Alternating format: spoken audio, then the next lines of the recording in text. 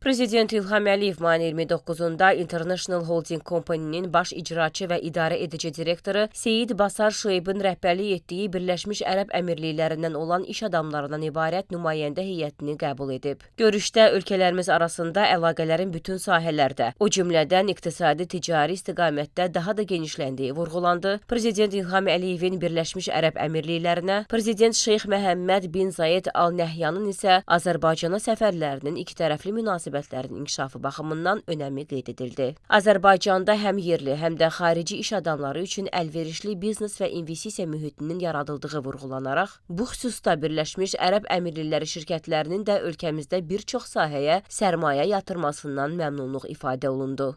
Birləşmiş Ərəb Əmirliklərinin iş adamlarından ibarət nümayəndə heyətinin ölkəmizə səfərinin səmərəli olacağına və yaxşı nəticələr əldə ediləcəyinə ümidvarlıq bildirildi.